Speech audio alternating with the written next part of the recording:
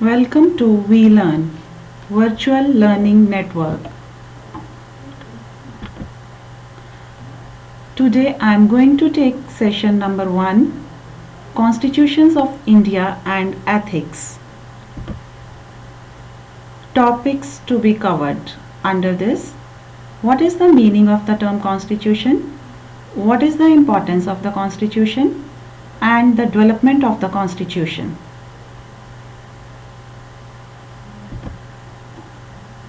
What is the meaning of the constitution? Constitution means to form. Basically, it is a body of rules and regulations, written as well as unwritten, which determine the organization and functions of government. Constitution का मतलब है किसी भी constitute word हमने derive किया है to form से, जिसका मतलब होता है कोई चीज़ को एस्टैब्लिश करना, कुछ बनाना. और डिफरेंट जो भी हमारे ऑथर्स हैं उन्होंने डिफरेंट इसकी डेफिनेशंस दी हैं. जैसे कि अरिस्टोटल कहता है the constitution is the arrangement of power in a state, specially of the supreme power. जब पावर को किस तरह से हमने स्टेट में यूज करना है, सुप्रीम पावर जो है उसकी अरेंजमेंट्स किस तरह के होने चाहिए, that is constitution. And similarly, according to Jettel, the fundamental principles that determine the form of a state are called its constitution. जो एक स्टेट के फंडामेंटल प्रिंसिपल्स हैं, एक कंट्री के जो फंडामेंटल प्रिंसिपल्स हैं जिससे उस स्टेट की फॉर्म के बारे में हमें पता चलता है, दैट इज कॉन्स्टिट्यूशन.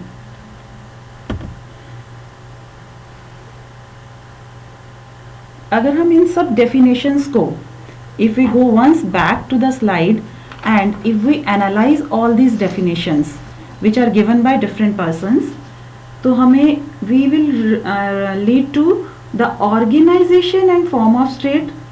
कैसी form of state होगी, whether a democracy or a dictatorship or a unitary or a federal system, powers and functions of different organs of government and their mutual relations, then rights of the citizens with their judicial protection, then government people relationship, whether this relationship is fair or free, procedure for the amendment of the constitution. All these will be considered under the constitution. What modern constitution includes? It includes the organization and form of state.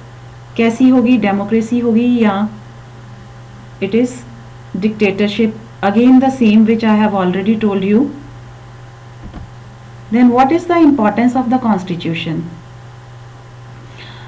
Importance क्या है, हम constitution क्यों establish करना चाहते हैं? Establishes rules of law and orderly government. अगर constitution नहीं होगा तो जिसका भी जो मन करेगा he will do the same thing. But अगर constitution होगा, कुछ law होंगे और उनको हमें obey करना होगा, तो there will be some orderly government. It will minimize the political controversies and confusions. Whatever controversies are coming politically or whatever confusions are arise because of some or the other reason, that will be deleted. And it ensures political stability. Rights कम होंगे, communal rights कम होंगे, and rights of people are also secured. People have certain duties and certain rights. हो सकता है कि वो without constitution they keep on doing the duties and they are unable to protect their rights. So constitution will helpful in protecting the rights of the people and peaceful change through legal and legitimate methods. We can bring changes according to the modern society, according to the system, new systems which we are going to adopt, but within the limits of law, legally we can do with peaceful methods, we can bring the changes in our system. How we have developed the constitution? There are different acts initially to develop the constitution. First it was Government of India Act. Government of India Act, it was started in 1858. This act is of 1858, under which the British Crown assumed sovereignty over India and Parliament enacted the first statute for the governments of India under the direct rule of the British government. इसमें everything supreme power थी, वो थी हमारा parliament British का. There was British crown and the supreme power was with the parliament of British people. And what they did in India, they appointed one secretary of state for India which was assisted by council of 15 members. और जो secretary of state था, it was working from he was working from British, it's from Britain itself, but there was a governor general in India assisted by an executive council. So in India there was a governor general, and there in Britain it was in British Parliament there was one secretary of state which was assisted by council of 15 members. So this was the act in 1858. Then what happened after this? Indian Council Act came into existence, that is in 1861. According to Indian Council Act, they introduced a new popular element. There was Governor General's Executive Council, and it includes certain non-official members also. Earlier there was no non-official member in the Executive Council of Governor. Now some non-official members are, but these non-official members did not have any type of powers, or they are not even the representatives of any system. After that Indian Council Act of 1892, इसमें कुछ और changes करे गए. इसमें क्या करा, जो भी द इंडियन टू इम्प्रूवमेंट्स इसमें करी गई. First, the non official members of the Indian legislative council were to be nominated by certain Bengal Chamber of Commerce, and the provincial council were to be nominated by certain local bodies such as universities, district boards, municipalities. And in councils में जो members हमने भेजे थे, उसका the power of discussing the annual statement of revenue and expenditure was also given to the councils. The budget and of addressing questions to the executive. But majority जो थी इस council में भी official members की थी. Then there came Morley Minto reform. Morley Minto reform, it came and it was implemented by Indian Council Act in 1909, according to which again non-official members की majority को बढ़ाया गया, but still official members की majority ज़्यादा रही. non-official का उन्होंने जो non-official members थे उनको elect करके भेजना शुरू कर दिया rather than sending them as such. और इसमें जो था फिर official majority ही रही. एंड इसमें कुछ जो फंक्शंस थे नॉन ऑफिशियल मेंबर्स के, वो उनकी पावर थोड़ी सी बढ़ाई गई. They introduced legislative, an element of election was introduced first of all, and the deliberative functions of the legislative councils were also increased. उन्होंने उनको अपॉर्चुनिटी दी to influence the policy of administration and other matters of public interest, except certain matters which they kept with themselves. Those subjects such as armed forces, foreign affairs and Indian states, that was again with the government only. But इस act के positive effects से क्या हुआ, there was sowed a seed of separatism, because the first time there was separate representation of Muslim community in it.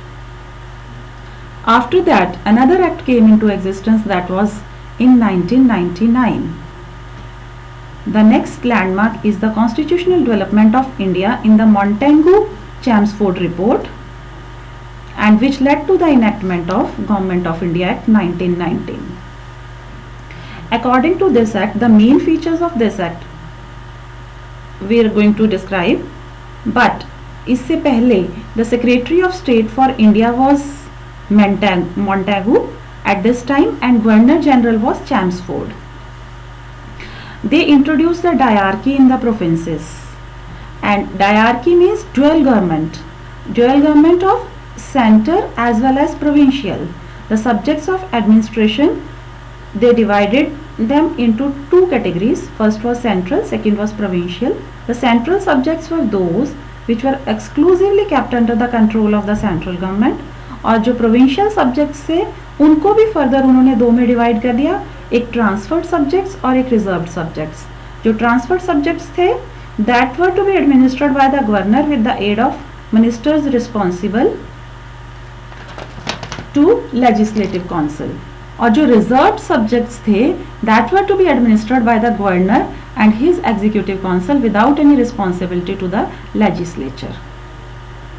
And second main feature of this act was relaxation of central control over the provinces. पहले जो centre का control था provinces पे वो बहुत ज़्यादा था, अब उन्होंने कुछ कुछ पावर्स जो हैं प्रोविंसेस को भी देनी शुरू कर दी. Actually this devolution of power to the provinces should not be mistaken for a federal distribution of powers, but provinces got some power by way of delegation from the center. Now the third main feature of this Indian Council Act was the Indian legislature was made more representative. According to it, for the first time Indian legislature was made bicameral. It was consisted of two houses, upper and lower house, named the Council of State, composed of 60 members, of whom 34 were elected, and for lower house it was 144 members, of whom 104 were elected. But there were shortcomings of Indian Council Act. These are the same things which I have already explained, and the shortcomings of Indian Council Act. Structure still remained unitary and centralized. अभी भी जो most of the power थी वो centre के पास ही थी. The Governor General in Council as the keystone of the whole constitutional edifice, and it is through the Governor General in Council that the Secretary of State and ultimately Parliament discharge their responsibilities for peace, order and good government of India. Secondly क्या हो रहा था कि जो भी financial powers थी वो सब जो हैं again it is with the Governor General only. Because there was main description यहाँ पे थी control of the purse, which was only with the Governor General, with nobody else. Now after this a Government of India Act came into existence in 1935. According to this, जब हमारे बाकी के जो भी Simon commission और round table conference ये सब इनेक्टमेंट्स जो गवर्नमेंट ऑफ इंडिया के थे, ये सब when these they were the failures, then there came Government of India Act 1935. The main features of Government of India Act was federation and provincial and autonomy. अब federal government को की नींव रखी गई, एंड इसमें क्या हुआ, the act divided legislative powers between the provincial and central legislatures, and within its defined sphere the provinces were no longer delegates of the central government. अब provinces जो थे वो central government के ही delegates नहीं रह गए थे, अब वो उनको autonomous bodies में shift कर रहे थे. पहले क्या था, center ने अपनी कुछ powers जो थी delegate कर दी थी provinces को, but अब जो है, अब they were now in this act they are now autonomous units of administration. Again diarchy at the center, administration of defense, external affairs and other affairs, and of tribal areas. These all administration of these areas by Governor General with the help of councillors which he will appoint. This was only with the Governor General, and there was legislature which was bicameral, consisting of Federal Assembly and the Council of States, central legislature. And then the third main feature of Government of India Act 1935 was distribution of legislative powers between the center and the provinces. इन्होंने अब powers को distribute किया था rather than delegating from center to province. इसने क्या किया, the federal provision of Government of India Act were in fact applied as between the central government and the provinces, and there was a federal list over which federal legislature had exclusive powers of legislation, and there was a provincial list of matters over which the provincial legislature was responsible. तो उनके दोनों के काम जो federal के थे, which central legislature के अलग कर दिए गए और प्रोविंशियल लेजिस्लेचर के अलग कर दिए गए, और कुछ ऐसे वर्क्स थे which were listed in the concurrent list of matters for which both were equally competent and equally responsible, that both federal and provincial legislatures were equally responsible. And इसमें the Governor General was empowered to authorize either the federal or the provincial legislature to enact a law with respect to any matter which was not enumerated in the legislative list. उन laws को, उनको हम residuary power of the Governor General कह सकते हैं. But इसके बाद जो हमारे कम्युनल राइट्स थे, वहाँ पर हमने देखा था कि लास्ट जो हमारा एक्ट था उसमें हमने मुस्लिम कम्युनिटी से जो एक 1919 मॉर्ले मिंटो रिफॉर्म जो था government of Indian council act का 1909 का हमारा एक्ट था, उससे जो था सीड ऑफ सेपरेशन वो हो गए थे, हो गए थे sorry. And now what happened again, communal divide between the Muslims and the non-Muslim communities has started after this act. The act provided separate representation not only for the Muslims. इस act ने क्या किया? Separate representation for Sikhs, Europeans, Indian Christians, thus created a serious hurdle in the ways of the building up of national unity. So after coming of 1935 act, there was a serious discussion on Indian unity, because there was a great threat to Indian unity. Now came India Independence Act of 1947. इस act के दौरान it was after the agreement on the Mountbatten Plan, British Parliament lost no time to draft this act in 1947. And the main features of this act was abolition of the sovereignty and responsibility of British Parliament. अभी तक क्या चला आ रहा था कि सबसे ज़्यादा supreme power जो थी हमारी ब्रिटिश पार्लियामेंट ही थी, सब चीज़ों के लिए रिस्पॉन्सिबल भी वो ही थी, और हमें उनको ही उन whatever comes in the way we are responsible to them only. But after this act ये abolish हो गया. Now the supreme power, India ceased to be a dependency on British crown over, and now the next is the crown was no longer the source of authority. Earlier it was the British crown which was the source of authority. Now after this act there came two dominoes of India and Pakistan, because इस time separation के जो हैं बीज बीजे जा चुके थे. Now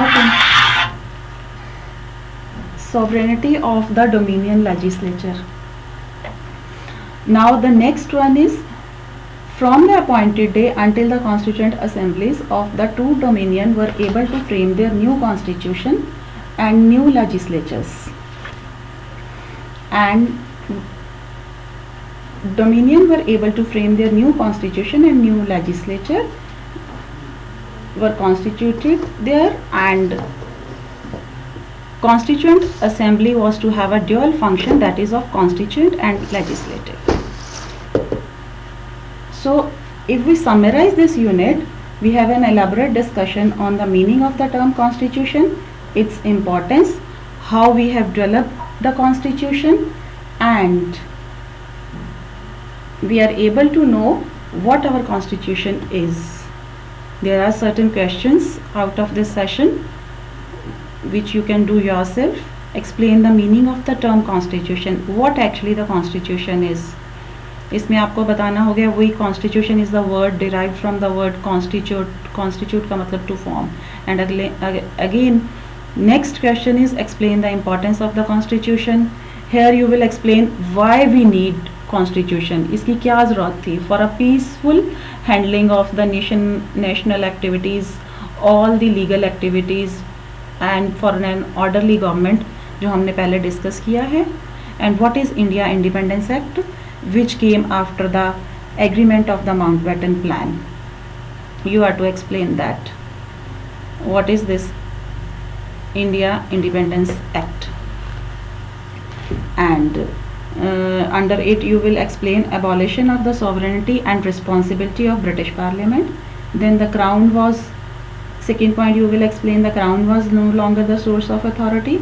Then sovereignty of the Dominion legislature. These are the main points which you need to explain under what is Indian Independence Act.